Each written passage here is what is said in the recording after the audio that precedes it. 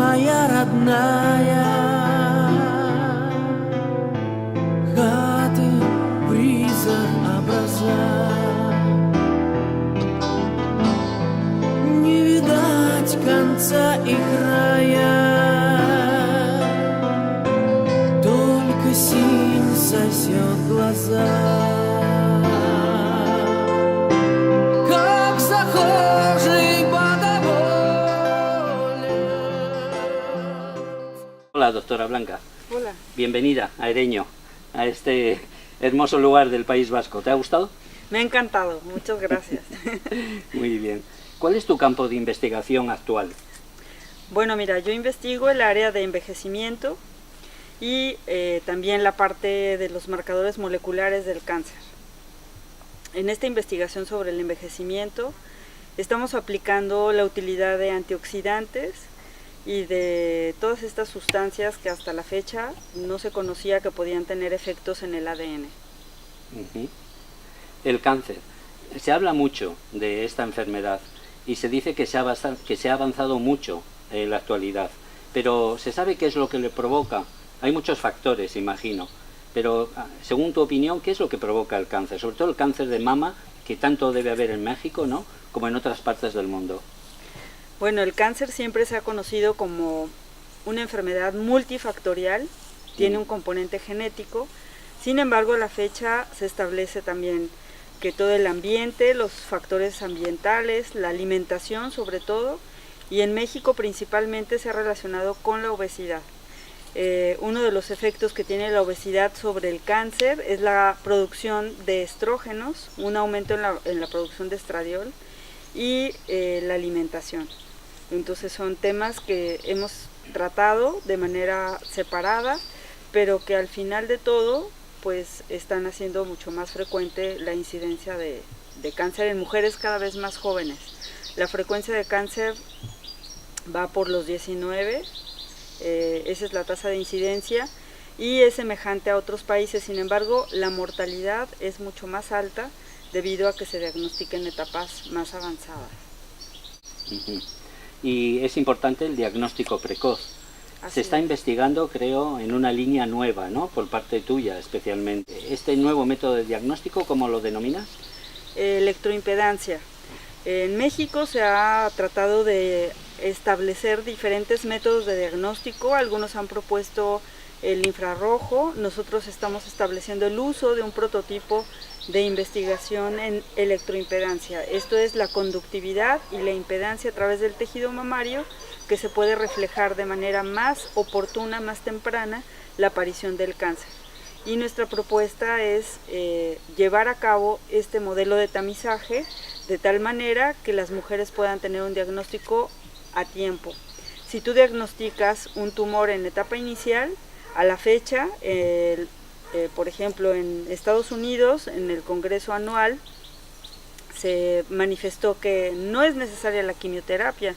Y este es un punto muy importante porque el diagnóstico oportuno tendría una respuesta definitiva, es decir, ya no ocuparíamos quimioterapia, radioterapia. Sin embargo, el método para diagnosticar es el que debemos de modificar. Se ha invertido mucho en la investigación de tratamientos moleculares individuales, personalizados. Sin embargo, si no vamos al diagnóstico más temprano, tendremos pues muy poca capacidad administrativa económica para dar la posibilidad a todas las mujeres.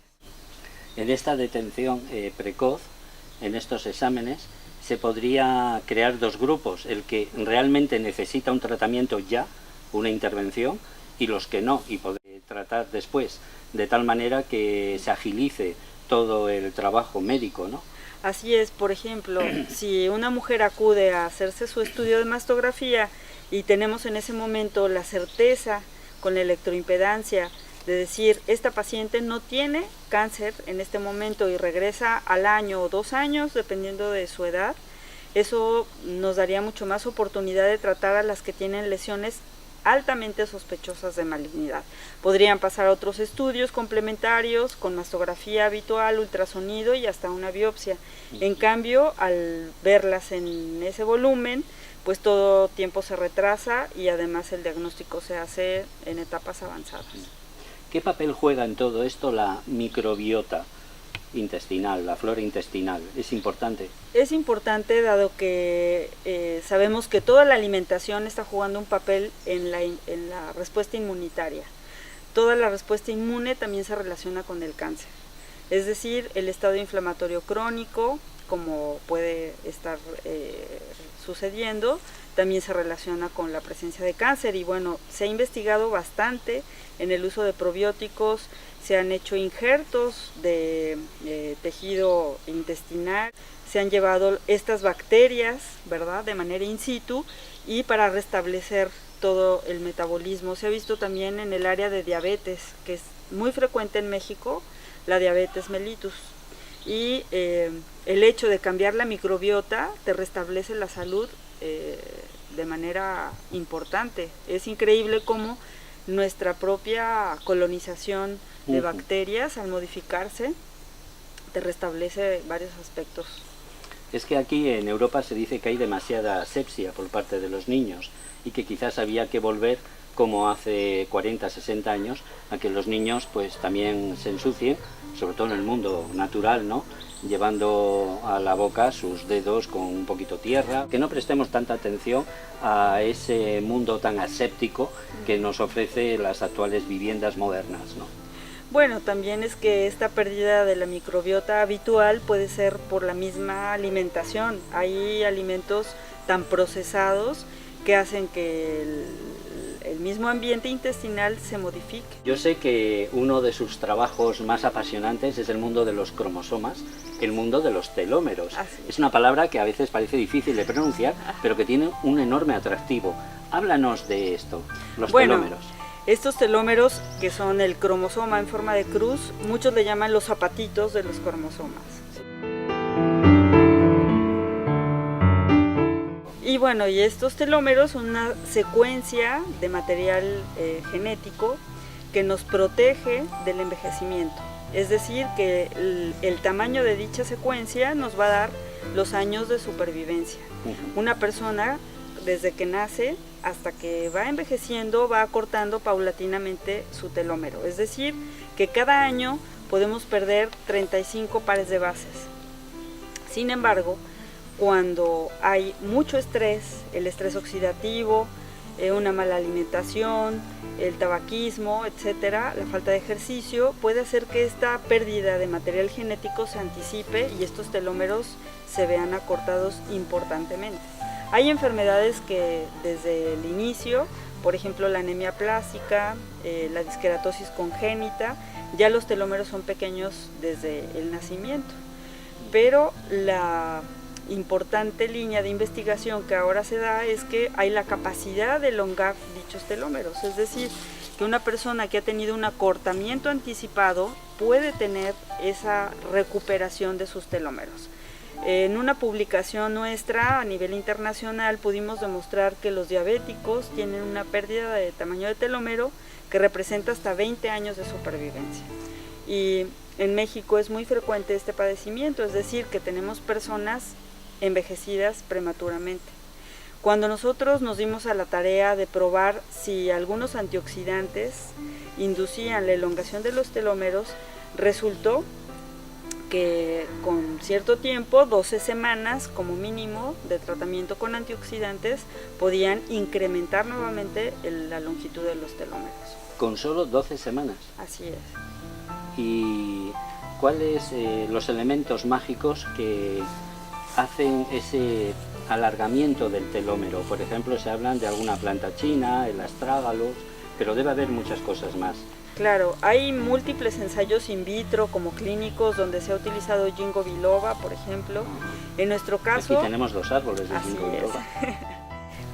Nosotros utilizamos la cúrcuma. Utilizamos la cúrcuma y combinada con resveratrol. Es decir, que estos dos componentes lograron incrementar la longitud del telómero significativamente. Los pacientes eran además nefrópatas, enfermos renales, que ya requerían de una terapia sustitutiva por hemodiálisis. Y este paciente generalmente tiene un estado inflamatorio permanente. Es decir, que estos efectos pueden ser aún mayores en personas que no tienen complicaciones tan avanzadas. O sea que tenéis una fórmula en la que participa el resveratrol de la uva, ¿no? Sí, Has dicho también el ginkgo biloba y la cúrcuma. y la cúrcuma, ¿no? Se ha puesto muy de moda ahora en Occidente, pero en la India se lleva toda la vida.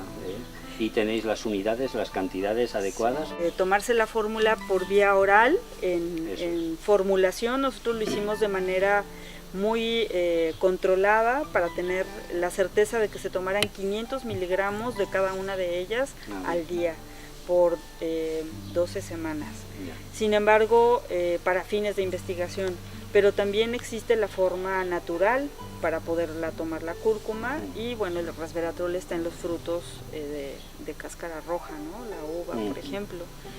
Y algo más que también hemos hecho es ver el efecto que tiene la meditación, la relajación, toda esta parte que es importante en la reducción del estrés, también tiene efectos sobre los telómeros.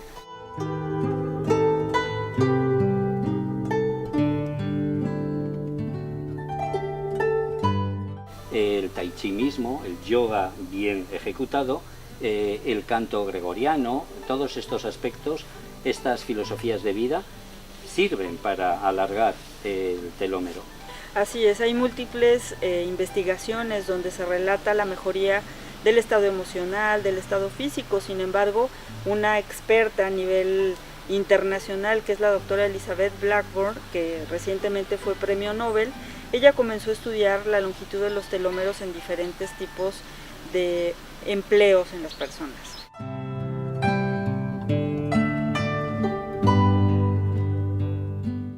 Las personas, por ejemplo, que tenían una actividad bajo estrés muy alto, pues resultaba que tenían telómeros muy cortos. Nosotros hicimos pues un estudio donde los pacientes fueron invitados a realizar meditación por 21 días consecutivos. Nosotros medimos la longitud de los telómeros y posteriormente los volvemos a medir. Y hubo cambios. Y hubo cambios. Sí, me interesa si la meditación, las técnicas de relajación, iba a decir de raja yoga, de tai chi, todo lo que suponga estas filosofías de vida serenas, tranquilas, de elevación de la conciencia a la supraconciencia, influye sobre el alargamiento de los telómeros. Así es. La meditación puede lograr una elongación de los telómeros de forma significativa y lo que hicimos fue entonces invitar a personas que se dedican a la meditación, Casa Tibet en México. Es un lugar donde se practica habitualmente la meditación Zen. Sí, sí. Y medimos telómeros y dejamos pasar algunas semanas para ver el efecto de estos. Otro estudio que hicimos también fue medir gente que no practica la meditación del mismo género, misma edad, y pudimos hacer esta comparación y vimos que las personas que tienen este hábito tienen telómeros más conservados. Es decir, que la sobrevivencia sí está relacionada con todos estos hábitos y sobre todo pues el practicar la movilización de estos centros de energía. Un análisis de telómeros, ¿dónde podría hacerlo? Bueno, aquí en España hay un centro muy importante en Madrid, que es el centro, el CENIO, el Centro Nacional de Investigaciones Oncológicas, donde la doctora María Blasco lidera este grupo tan importante de investigación en telómeros y telomerasa. Ella ha abierto también un centro en Estados Unidos, en Florida, y es donde se lleva a cabo esto. Nosotros lo hacemos hasta el momento de manera científica para ensayos clínicos, no como un servicio abierto al público, pero sí estamos por iniciar la posibilidad de hacerlo, sobre todo en centros de meditación, centros donde se lleva a cabo ejercicio, porque hay este interés de ver cuáles son los cambios que puede producir una dieta y un programa de actividad física. Sí, por ejemplo, eso mismo, ¿no? Una vez que uno tiene los resultados, ¿de qué le sirven? Pero si uno está realizando una práctica, una detoxificación, unas prácticas meditativas, a la vuelta de 3 meses, 6 meses, se puede volver a hacer y entonces darte cuenta si realmente ha habido una evolución y ha habido una mejora, ¿no?, Sí. de tu mundo interior. Y bueno, esto es interesante porque la medición que se hace es a partir de los leucocitos circulantes y nos refleja la edad en promedio de todos los órganos del cuerpo. Es decir, que podemos recuperar la edad de todos los tejidos, y a nivel de corazón, de hígado, existen nichos de células madre que también van a ser afectadas. Es esto pues increíble porque estamos garantizando que nuestro estilo de vida, nuestra forma de pensamiento nos va a permitir tener una mejor calidad de vida y mucho más años de supervivencia. El mundo espiritual sé que es muy importante para usted.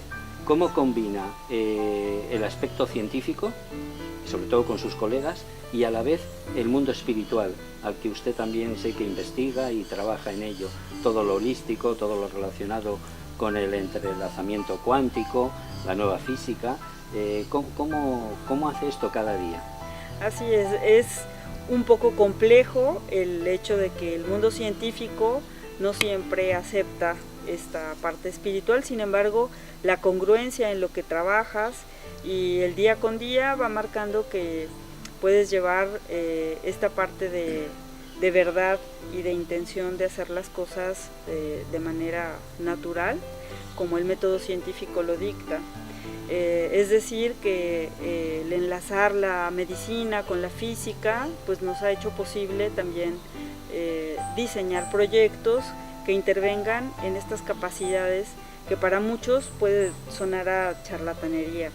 Sin embargo, nuestros diseños en los proyectos es bajo el método científico y creo que día con día vamos viendo cómo se da apertura a esta parte no tangible de la física, ¿no? Del físico o de la materia. Es verdad.